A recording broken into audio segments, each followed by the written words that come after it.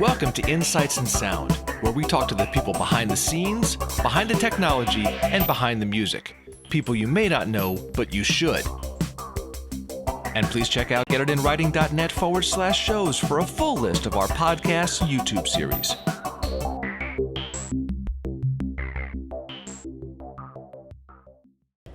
Thank you all for joining us.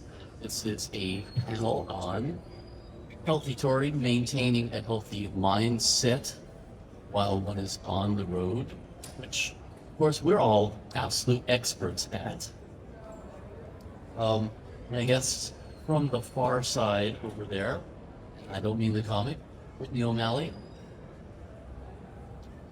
David 5-1 Norman, Jodi Milstein, Wayne Pauley. I'm going to let each of you talk a little bit about yourselves rather than me kind of going on about it.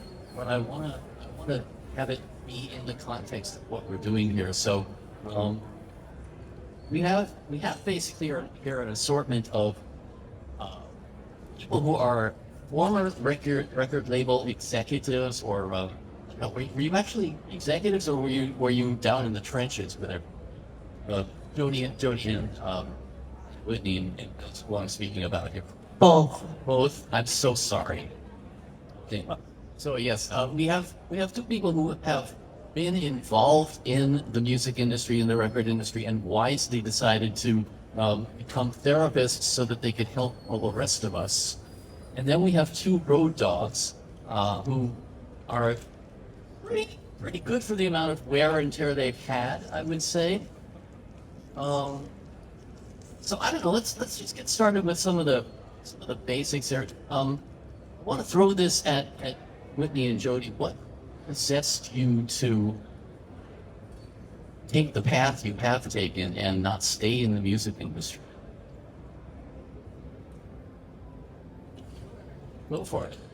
So I loved my time working in the music industry. I worked in music management. I worked at a record label.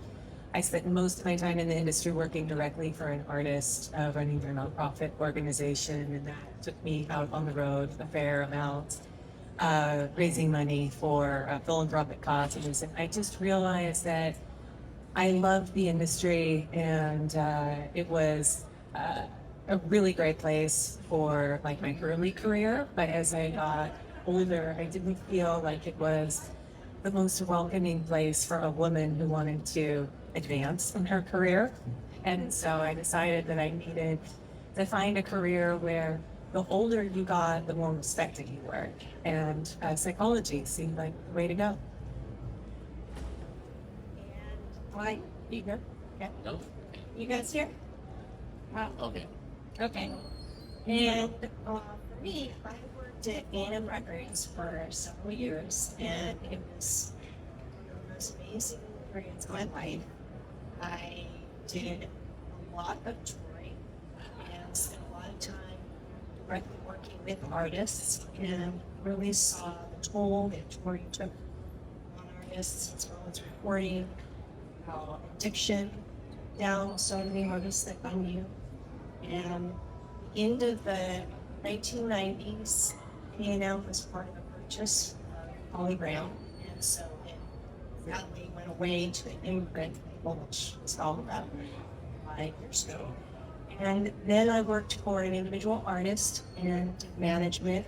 On the way, I managed other bands and things like that have gone on to better places and larger scale venues. And I just decided that I needed something else. I wanted to go back to school. And I thought, well, I'll go back to school for something that I'll be able to use down the line. And I really felt very strongly about working with addiction. And so that kind of led me down this path that I worked with artists and musicians primarily. I do a lot of band therapy, and because of my background in addiction, I'm able to really support people on that path as well, to sobriety and living a healthier life. Now, conversely, no, sorry. David and Wayne, I know you have both been on the other side of this equation for quite some time.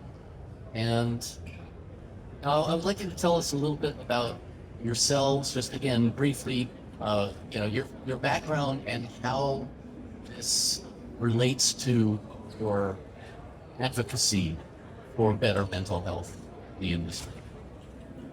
David, you want to go first? Yeah, I'll go first. I've worked with everyone from Prince to Green Day. I also do a lot of rock and country tours. So in my world, basically the babysitter. So I deal with artists who have mental issues, who are bipolar, who have alcohol issues, who have drug issues. So it's my job to kind of be the gatekeeper, to kind of keep them away from that, or also to try to get people like Whitney and my colleague here, to try to get them the help that they need.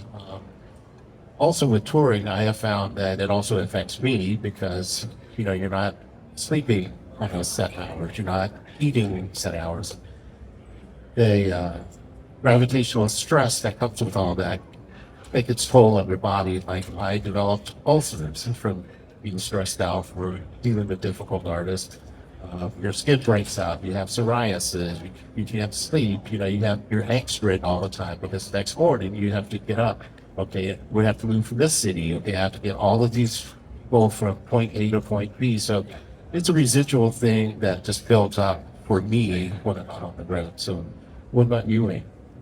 I'm the hope story up here. Actually, I've been working for the same country artist for about 12 and a half years. And it took me a long time to find the right fit, which was a big part of it. And once I did, I'm like, it doesn't have to be that hard. You get involved with people that are like you, that have the same, same attitudes, and you get in a healthy environment, and it doesn't have to be hard, I don't know a whole lot of people. I work in the country genre of the country artists. Like I said, it's been August will be 13 years. And I don't know a whole lot of people that have that kind of tenure anymore. There are some, certainly, but it doesn't seem to be the norm. And my advice to anyone is, if touring is what you want to do, just keep looking till you find your family, till you find your home.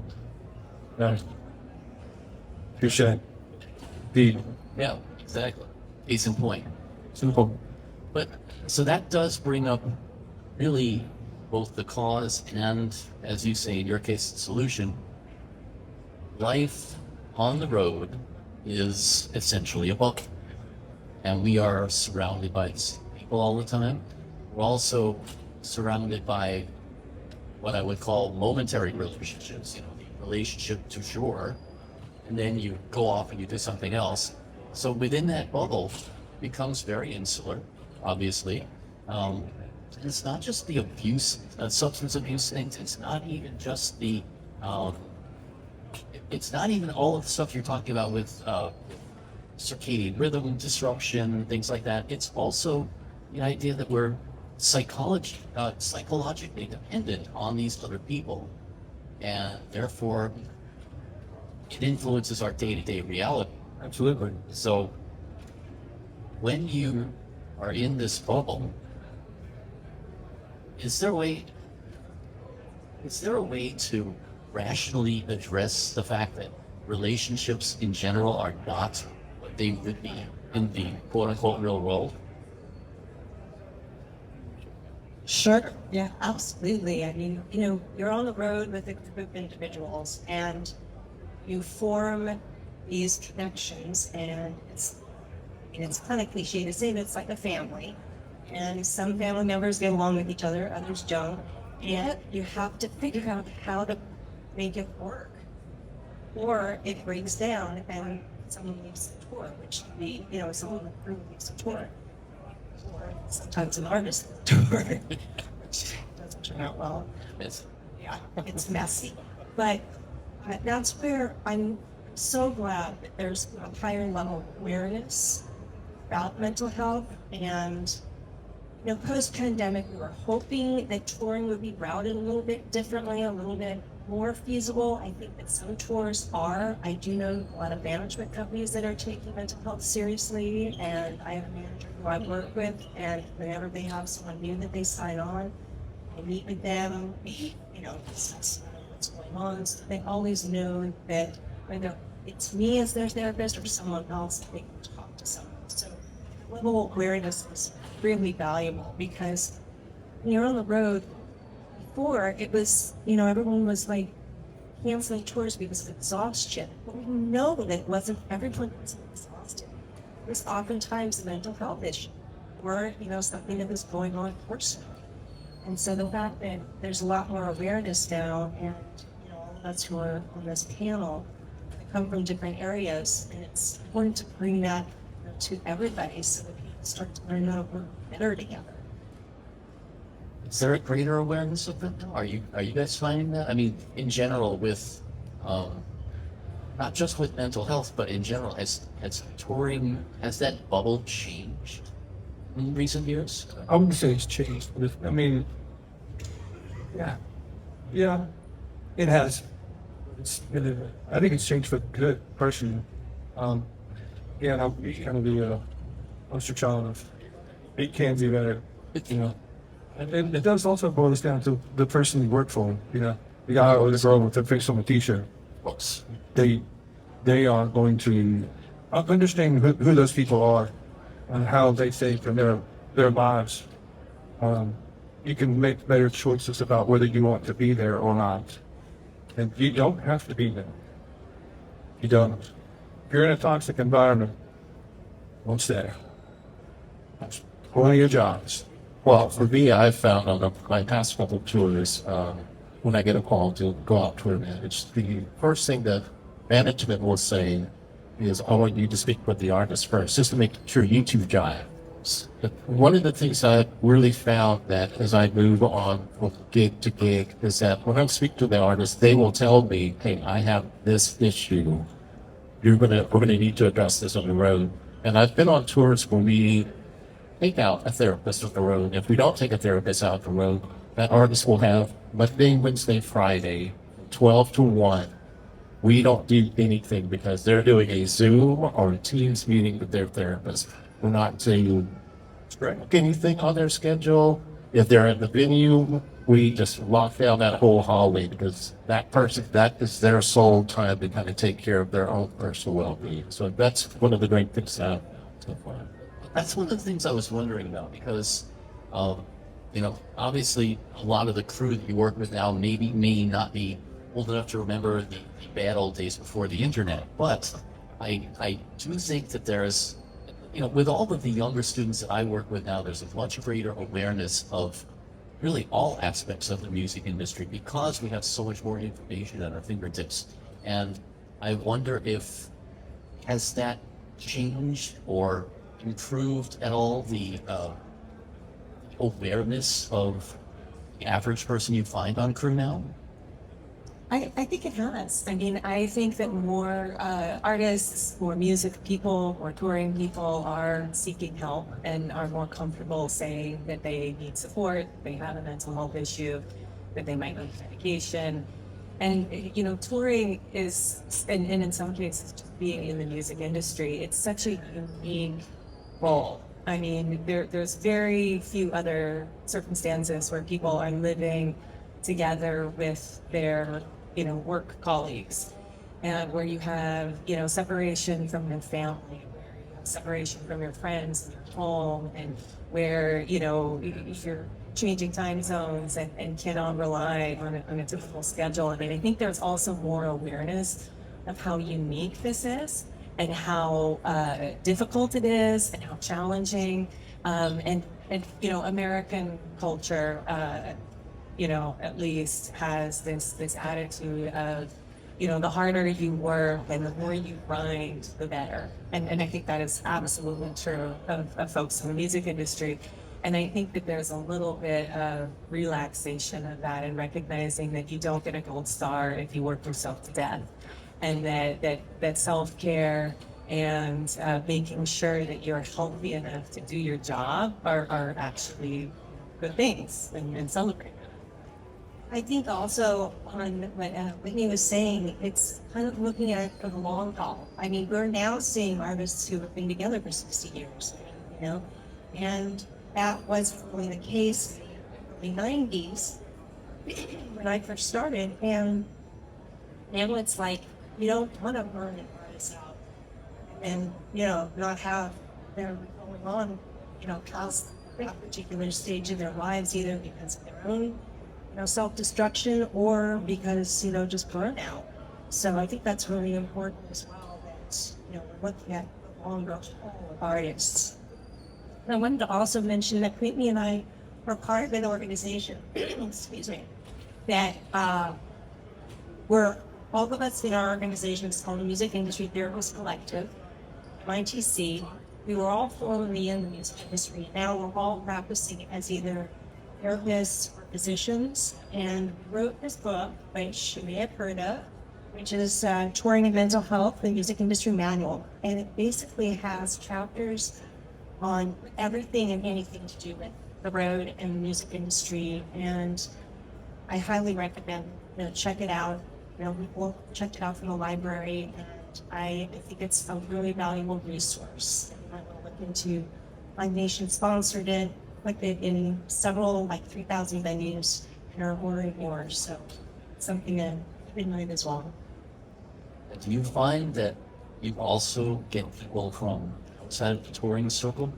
I mean, because, you know, broadcast is just as rife with mental health issues. Recording studios, I mean, okay, I come from the recording end, and I know that I did regularly 20-hour days for weeks on end, you know, and that definitely has a toll on your mental health as well. Do you find that this is endemic more to touring because of the displacement issues, or do you find it across the board? It's interesting. I see clients across the board. I see agents. I mean, I think my clients are across the board. I see agents, managers, record label people, crew, you know, in addition to the artists. And it's paying more attention to those people. I mean, it's a stress to be a manager, you know? It's just to be a tour manager. And, you know, you're watching over people that you have to kind of run after all the time, and it's exhausting. The tour that I'm on, also the production manager on that too, as well as being a house engineer. Because in the country, you have to have at least 2 jobs.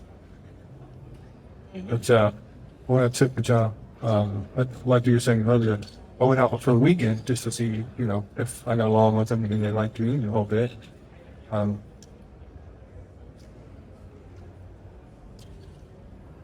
Be fun. Wow, I'm really just. Did you lose it? Yeah. Well, maybe I should ask another question.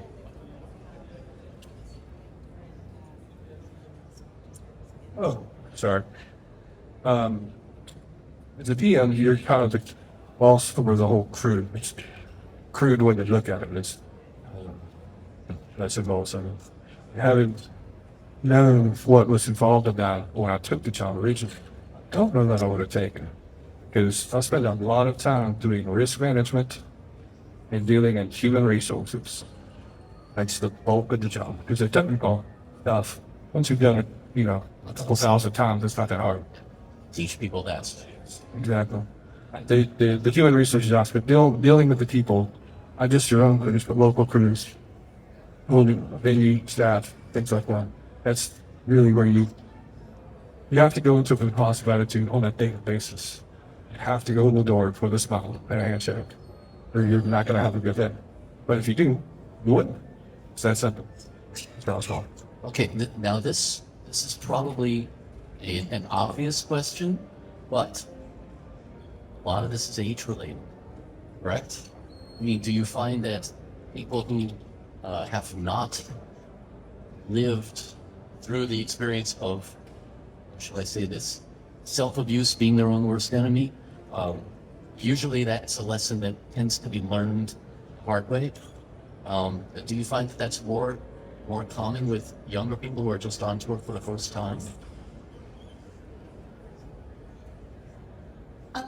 I don't know if this answers your question or not, but I think that, you know, I see people of all ages, you know, becoming more comfortable, taking good care of themselves, thinking about the mental health aspects of their job. We often come into, let's say, a job on a tour with like an expertise in lighting. But you also need an expertise in communication with your tour mates. You also need expertise in conflict resolution. You need expertise in all of these different areas to be successful and to be out on the road and to do a great job. And so sometimes I see people who are much more seasoned, have been on the road a long time, a lot older, and they just realized that the way that they were doing things wasn't working anymore, and that they were having major conflict.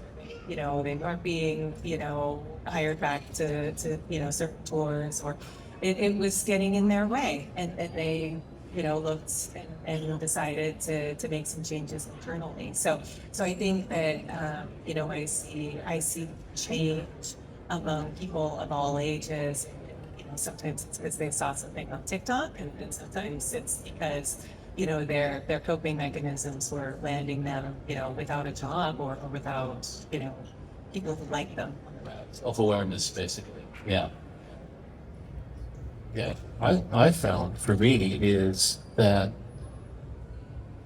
the older crews who've done it, like they can't do it anymore. So they're altering their way of thinking of how they're touring. They're not doing 5 or 6 shows in a row because that does burn them out and stresses them out. So now I'm seeing tours where you have 2 days on, day off, or 2 days on, 2 days off. Because that way they get to those 2 days off. You can like relax, Compress. Yeah, exactly. Yeah. And a day off is a day off. It's not a travel day. It's not a photo shoot day. It's not an interview day. And so we're advocates of making it very clear that the day off is like you do whatever you want and you don't have any obligations. So, talked a little bit about the bubble. When you were in that bubble, obviously you start to get to know people a little bit better, but are there warning signs? Or you like David, when you got a crew out on the road, are there particular warning signs? I mean, obviously, there are some things that are just painfully obvious, right? Somebody shows a blast or whatever. Are there more subtle warning signs that somebody might be not having a mental health crisis, but maybe headed towards one? And if so, what are your coping mechanisms for them? yeah, I've seen it quite a bit.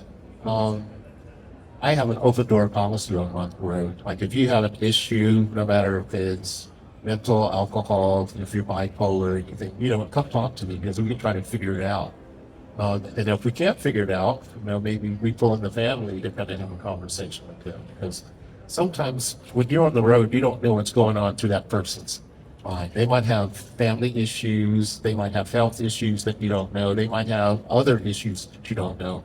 But my thing is, if you don't talk about it, you can't solve the issue or the problem. So just tell people, come talk to me. Like, I'm not a therapist, but I don't have kids. And I was telling these 2 ladies today, I don't have kids because I take care of kids on the road. I don't want to come home and take care of kids. So I have the same issues with my kids on the road. If you have a problem, come see me because it's always the same thing. I'm hungry. I'm tired. I have to pee. I have to poo. Why are we going there? Why are we doing this interview? It's like, why? So just come talk to me. We can figure it out.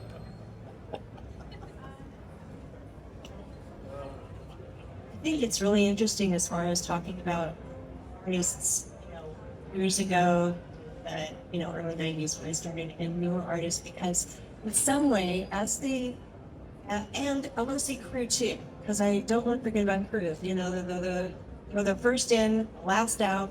They work the hardest. And exactly. And, the level of addiction and everything so that they stay up, go to sleep when they can, because they don't have a cool window is, rampant. But I think that it's really important to see how older artists have come around to a place where they get along better with their bandmates. Oftentimes, we see these tours that are so great. This one, you never thought these people would be getting back together because when they were in their 20s and 30s, they were egomaniacs and wanted everything to themselves. So now they're older, more mature. And on the other hand, some younger kids, yes, the young whippersnappers that go out on tour and just want to like rock and roll, you know. And then they're the ones who are more self-aware, because there is a different level of awareness for new artists these days than the artists who've been around when they started. They weren't like, oh, you know, mental health and all this. Now I have newer artists who are very into their mental health and know that they need to advocate for themselves and being able to set aside time for therapy and, you know, really stick with it. So I think that's really important as well. Can I say one thing about warning signs? So there's an exhaustive list of warning signs that someone might be having a mental health or, you know, under a challenge out on the road in on the mental health touring manual. So check out the full list there. But a few ways to identify if somebody might be having an issue. Definitely sudden personality changes. Somebody who's normally kind of shy and withdrawn, all of a sudden they're gregarious and outgoing and talking a lot. That's one. You know, obviously the opposite is true. Someone who all of a sudden withdraws. You know, changes in eating habits, which, you know, if you don't see them in catering for, you know, how many days, you know, this is something you might not notice, except that, you know, on tour, you know, people do travel together, they eat together. Changes in sleep, changes in other daily routine. You know, if somebody's been, you know, really religiously, you know, working out or doing some other self-care, you know, activity, and all of a sudden they're not. If they are, you know, just not seeming like themselves and not getting their job done to the level that they once were. I think that these are all signs that you should probably check in with that person. You know, even if you're not, you know, the production manager, you know, you can say, hey, how are you doing? What's going on? I noticed that there's been some changes lately. I don't know, anything to add? Stuff that you guys have seen? Yeah. You don't have to be in charge to be someone who, frankly, gives a shit. Thank you. Yes. Well, that's one thing I stress to all my guys and girls that are on tour. If you see somebody who needs a hand, step in. You don't have it's not my job. Well, you know, it's interesting because I've talked to a number of people who have said that really in auditioning for a tour, they didn't necessarily have to showcase their skills as much as just had to prove they were good. Yeah, Because it really is so much about the relationships that you have, and if you can have a comfortable relationship with somebody just in passing, then it's a good sign that maybe you'll be able to deal with all the stresses that intensify those relationships on the road, in the bubble. And that sense of connection is really valuable and important, because when someone loses their kind of under and they're kind of out there all by themselves, that can lead to some really destructive behaviors. So it's important to kind of see that one who, sure, some people like to spend time by themselves, you know, there's balance. And, you know, then there are the others who are kind of, they're ostracized from the group. People kind of, you know, aren't really paying attention to them. And, you know, it's just knowing that it's human connection. So you don't have to be a therapist to be able to just, you know, check in with someone and connect with them so that they feel like, you know, there's something that's tethering them and they're not just kind of spinning out of control. Hygiene is another one I wanted to mention. Because obviously on the road, we know hygiene is more compromised sometimes anyway. What? No. But it is noticing, like, if someone is not taking care of themselves and, you know, they just start to kind of like they're falling apart. Well, you know, you mentioned hygiene. I actually wanted to get into a little bit about exercise. Is something some people do, some people don't. You know, you're not going to get people to do that or not do that. But can we talk about some basic stuff like nutrition? Because it's really, you know, and especially touring in America, more so than Europe, I think it's really, really hard to find healthy food. You know, and I think that's, you know, that's got to impact your state of mind after, you know, a week and a half of nothing but McDonald's, right? My boss actually asked me to, for 24, to make a snippet in the contract rider that says no barbecue. For a country act? Exactly. Oh my God. Because everybody thinks that's what you want. You show up at whatever festival or county fair or whatever. Oh, they're country bands. No, I don't want no. I mean, do you find that now more often people are like packing their own food and taking care of themselves a little bit more in terms of what they put in their bodies? I have found, yes. The hardest people get food for on the road is vegans, like vegetarians. America? Absolutely. Relatively easy. Vegans are if you're gluten free. We have on our last tour, our moderator, she was gluten free, vegan, and she was lactose intolerant. So it was super difficult to get stuff for her. So she just said, "Hey, on my day off, I'm just gonna just give me $100. I'll go buy my own food. I'll put it in the bus. I'll just take care of myself." So smart. Yep, very smart. And I think a lot of times that does happen because a lot of people are unprepared for, especially if you're hiring a tour crew from a major metropolitan area, they may not be aware of the fact that, once you get outside of mainstream USA, you're going to the Dollar Tree basically for everything, right? Sorry, I've done too much traveling myself.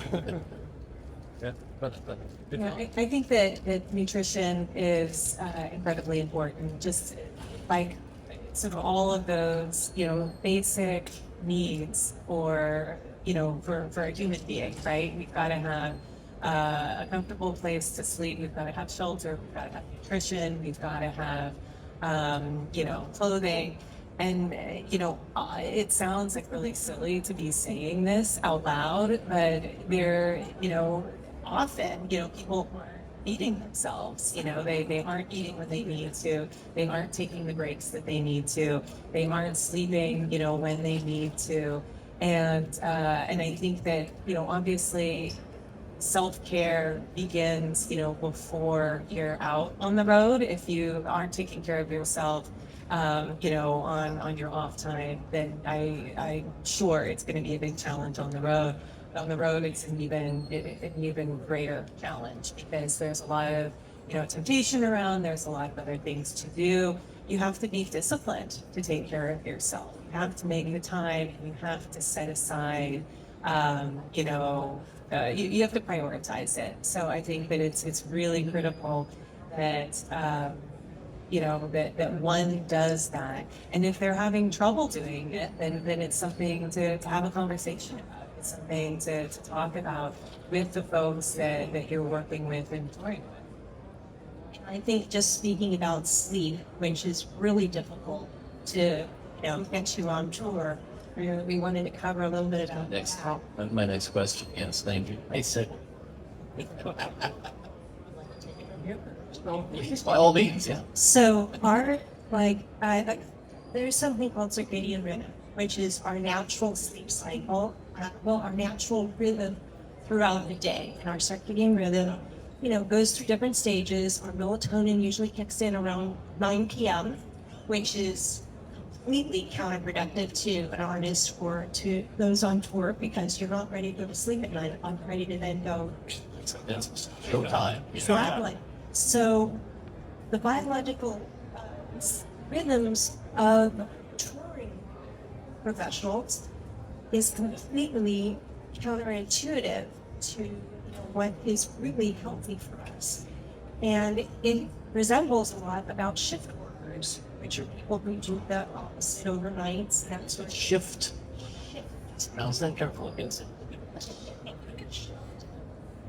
So shift workers, and we know that there is a toll that it takes on us with lack of sleep. And I know we ignored it for decades, but the studies that are coming out now are really working. And the prime time that we should be asleep is between 10 p.m. and 2 a.m. That is pretty much not what we do. Working hours. So it's figuring out where is the balance. How can you take care of yourself way so that you are getting the rest that you need. And when you're not touring, that you're able to get back on some sort of schedule. And it's really important to stop and recognize that. Obviously, there's a lot we can do because of the nature of the business. And shows are at night. They're not at, 5 o'clock, and then you can go home 9 p.m. Just maybe in Palm Springs or something. They have to do a little Retired. cloud shows that you have to do there. But it's really important to notice that. And of course, especially for group, know that they're not getting the sleep that they need. And it's figuring out this is the $1 million question. What can we possibly do to be able to enable people to have that sleep? Studies that a lack of sleep takes years off of your life. It can lead to, more higher levels of dementia. And, many other ailments that come with it. We don't have time for ourselves to rejuvenate. That's when our cells rejuvenate, when we are asleep. So, that's It's, do not be afraid of the old man that the afternoon will do you well, I promise. That's a question because a lot of times, a lot of sleep studies have proven that you don't really make up that sleep, just because you have a nap or something like that. For me personally, if I take an afternoon nap, I'm groggy for the rest of the day. Some people it works well, some people it doesn't. What kind of coping mechanisms do you have for making up that sleep? Shall we say? Is it more days off? How do you guys handle that? What do you recommend?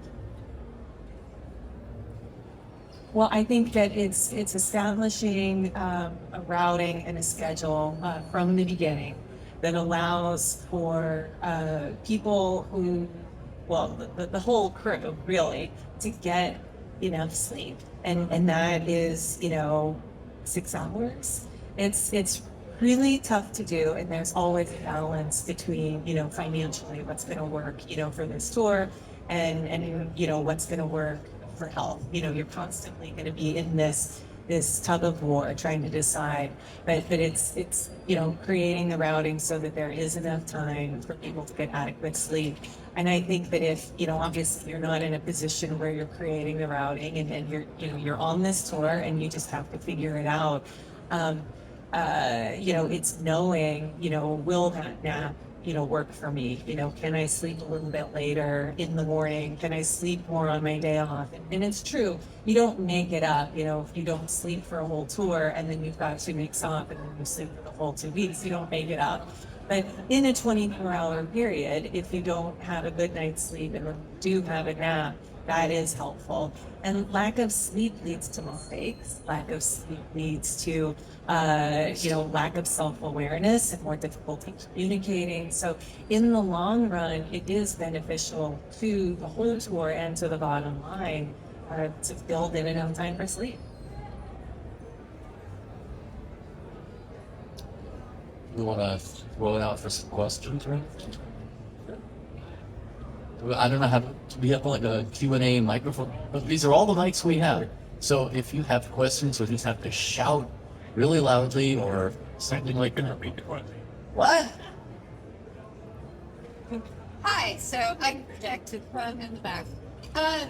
So when you are on tour and you're trying to get a therapist, one of the problems that I know a lot of my friends are having is that their therapist works at their home where they live. But as soon as they are on the road, they can't continue the care because that doesn't necessarily carry through to state to state to state. And my wife works for a EAP, so they're trying to figure out ways in which to carry it across state lines so that you have a continuous. Talking about licensing? Talking about the licensing issue? Yeah, so you can have that consistent care from state to state with your own person that you're used to. How do you guys suggest to rectify that, or what are the options that are out there? Okay, so the question has to do with being able to basically take your therapist on the road, so to speak, in terms of legalities of that as well as just availability. Because Zoom call you can do anytime, but are there questions regarding licensing, legality of that? Can you address that? Well, yeah, there are. Raise your hand, Claudia. Yes, I got a Yeah. message from right. So we'll talk. Yes, there are legalities to that. However, there's also something in psychotherapy called continuity of care, which is looking out for the best interest of the client. And I do meet with my clients when they're on the road. I mean, we Zoom because their primary residence is in California. Also, if I am practicing as a coach and not under my therapy license, then I can do whatever I want throughout the entire world. So that's kind of how I do it. But there are, there's some measures out there that they're trying to pass Yeah. license that is recognized nationally, states. Excuse me. I recommend too that some therapists are very conservative when it comes to this rule. Basically, you get licensed in a state, you're supposed to practice and see people only in that state. It doesn't make any sense for touring professionals. Obviously, you can't get a therapist in every city. So finding a therapist that is more flexible and more understanding, which is one of the reasons why MITC was created. Again, therapists understand the music business so that we would, understand we needed to be more flexible in this circumstance. So finding a therapist that has, a little bit more awareness about what the client needs, and maybe, finding them either through MITC, finding them through Music Cares or another organization that has that level of awareness. And the therapist, will, they'll work with you once they get it. Yes, but it will be ideal, but eventually we are able to be licensed nationally. I mean, it could be also chaos, but I think that in some respects, it could be really beneficial. But yeah, I mean, it is, again, part of that finding the right fit or who the right therapist is. Once you have a therapist, you have a personal relationship with them in that sense, and you want to be able to maintain. Continuity of care, which takes precedence to me, the best interest of the client. Seeing someone with them in Tennessee, the Tennessee board, it's not the California board that will get mad at me, the Tennessee board that would be mad.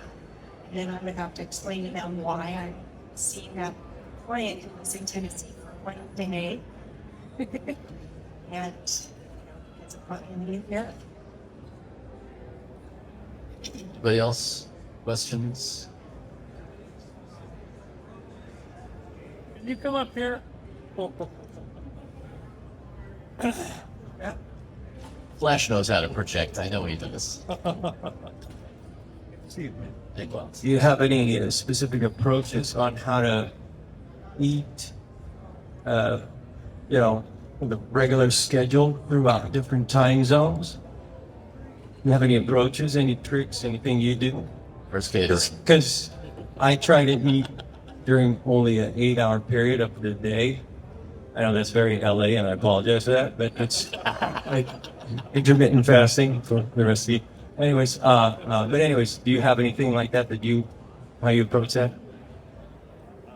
Honestly, I'm probably not the best to say this, but I rarely eat breakfast. So for me, it's late lunch and after show food. But the day is so busy, I rarely get time to. I don't know the last time I ate 3 meals on the road. No, I rarely eat breakfast. Sometimes if I eat breakfast, I don't eat until dinner. This guy's a good cook too. I've been to his house for dinner. He knows food. I try.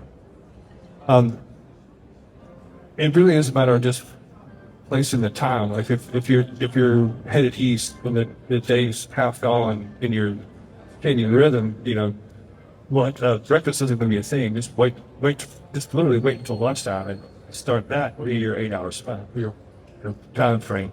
If you're going the other way, then probably start at 7 a.m. and finish your 3 or 4 p.m. Doesn't really help you because you go to bed hungry, but it'll still get you in your 8-hour window. Just have to adjust to the time zones.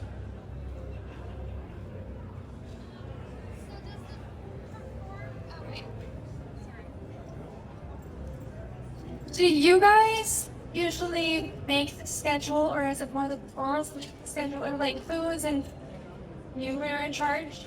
In our world, I'm the one that sets the schedule. Every hour of the day is allotted for something, and we do have 8 hours off the clock.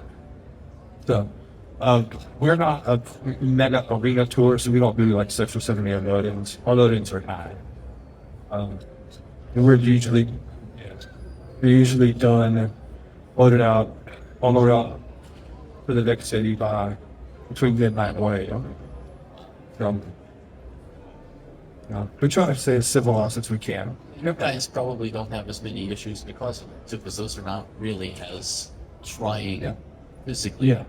We're not playing stadiums either, so. But, we've been doing it for a good long while now. I'm kind of fairly civilized, so. A nice little place we got. I think you had a question. So, like, what's a good technique?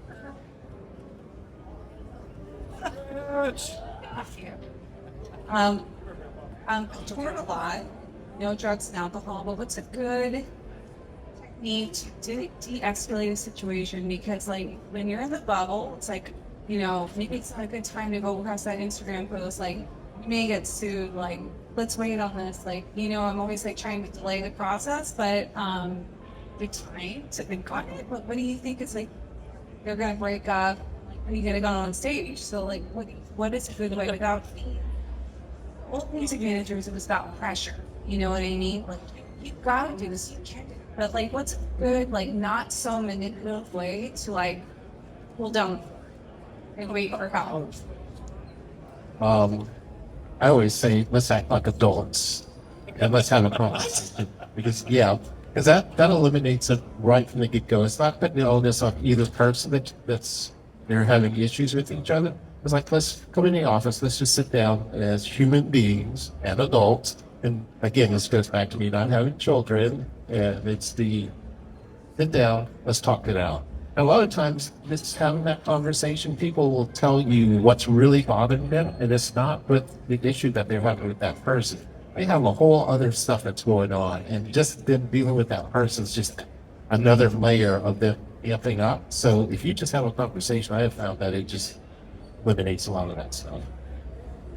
Communication. Good advice, yeah. Absolutely. And it does always come down to communication, doesn't it? Always. And Jodi and I actually wrote the chapter in the book about conflict resolution and anger management and de-escalation. So I'd encourage everyone to read that chapter. But also, I think that what David said was really smart. And if it's possible, I'd also encourage time. I would encourage, let's talk about this. We need to do it in 1 hour because I've got this other thing that's happening. Can you all, go take a walk around the block, or can you go, do your workout? See if you can build in an opportunity for de-escalation, an opportunity for people to cool down. Doesn't always work because how they spend that hour could wind them up, or it could help them cool down. But if you give me some suggestions, hopefully people will follow. That can help. Well, my guys, I find it easier because we all know each other, been together a while, to actually mediate. Go in between the two of them and say, okay, what's your problem? Okay, what's your problem? Yeah, your problems aren't that far apart. Let's talk about this like adults. Communication. Figure it out. Sometimes you do have to get involved. I think, I'm obviously, I'm big on communication based on what I do. Yeah, I know, right? Hard to believe. But to me, that's probably the solution to 99% of the problems in the world. It's just, we cut through the shit and talk about what it is we need to talk about and actually get it on the table. And then, if there's a conflict, at least, it doesn't mean you're going to solve it, but at least it means that everybody understands where the other person is coming from. And that degree of empathy right there usually if it doesn't solve the problem, then at least kind of pause things a little bit. Talking about it, then you see what's really underneath it. Because Yeah. it's not that, that person took whatever, it becomes, I felt disrespected. And, then we have to address what's really going on under all of this. And it's just, opening up the conversation. So tell me what's going on. And also being able to offer coping skills. That's really important too, because especially for those who are young, 27, more impulsive, it's harder for them to hold it, not like just go off on somebody. So it's teaching them some coping skills, like Whitney was saying, or David was saying, go for a walk, go, just chill and fun, go, or go, Go have a drink. yeah. Call somebody. Don't intoxicate yourself. Don't smoke anything. It's, call someone. Maybe they have like a trusted friend that they can talk to who's going on the road. Or if there's somebody on the road that they can talk to. Or if it's, exercise and things, meditation is reading.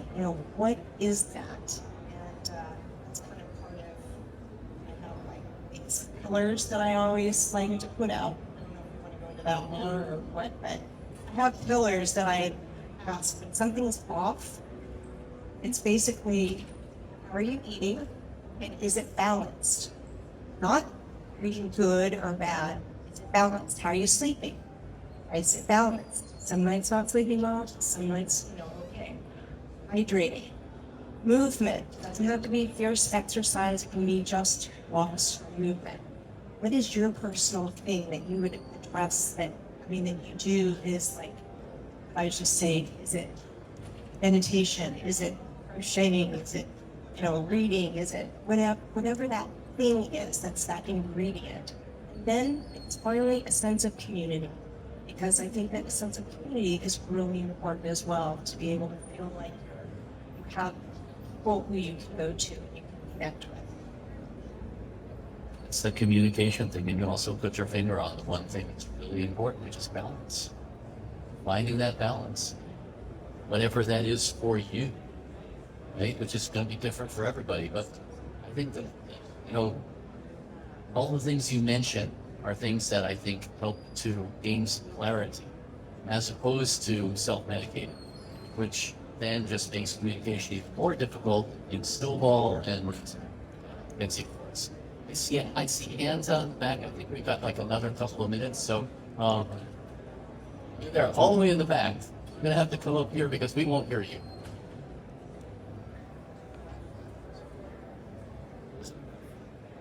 Yes.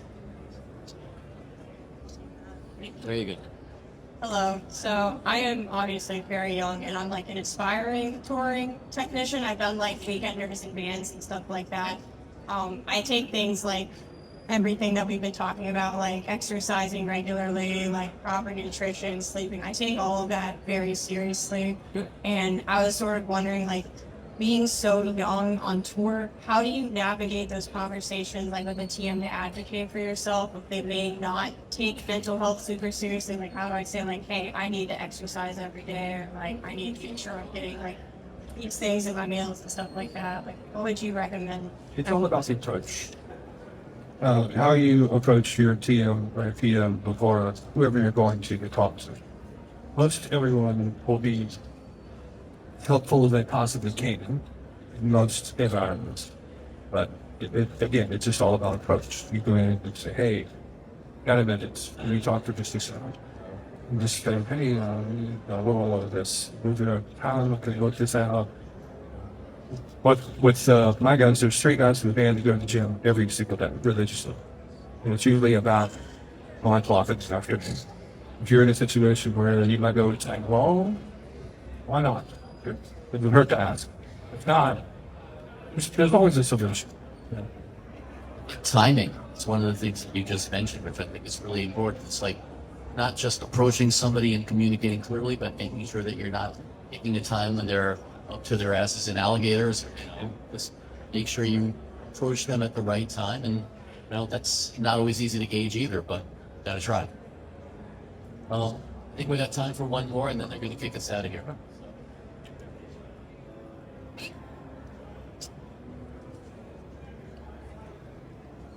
Hello. I'm a production manager as well, but on the film side. So I've gone on board with film crew, doing like the IMAX artists.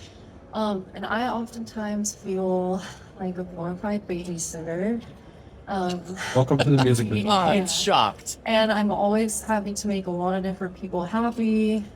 And I've found a change in myself, or I've recently seen a change in myself. I've gotten a lot stronger, but I've also kind of like had to shut off certain parts of myself. And so I'm just wondering how you handle still being an empathetic manager and a leader to people, but also protecting yourself from getting drained and One word, compartmentalization. Compartmentalization. I would say, first of all, you can't make everyone happy. That's been never go right from the get-go. I have these breathing exercises I do if I feel like I'm getting amped up. Because your job and Paul's job, we have to be on 24 hours a day. And then, sometimes our tours are small, sometimes our tours are large. And we can't make everyone happy. We have to do our little few bits and bobs to try to rectify issues, but I will do my best effort to try to make someone happy. I know, I'm a practicing Buddhist, and we know that there's no way I'm going to be able to make everyone happy. It's just possible.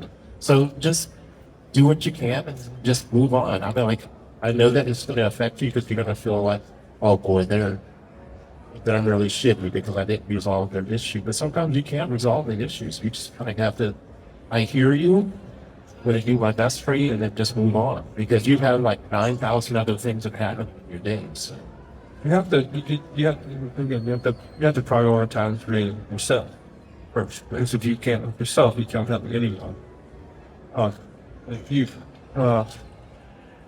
hard. It's hard to be good at that. You could be an iron fist ruler and get away with it all day long. It's not hard. But if you actually want to be, a kind human being and we're trying to help these people, help them help themselves. So it's gonna be yourself and stick to your guns. Just be my example. Be my example. Because every situation's gonna be different. Every group of people, every personality mix is gonna be different. So we're not working together, right? Sometimes you have to eliminate the situation too. Yeah. As in your fight. Sometimes you gotta go home. Yeah. It's not you, whoever's putting the pot. They'll have plenty of times too. Yeah. Like I said, once you find your family, your people inside the bubble, you'll know, and life will be a lot better. Love our bubble. Dude, love my bubble. Never gonna retire. I think never get kicked out of here any minute. I'm Jodi looks from over yonder. So thank you all for coming. Thank you all. Yeah. Thank you, Daniel. Big man, I'll go with that.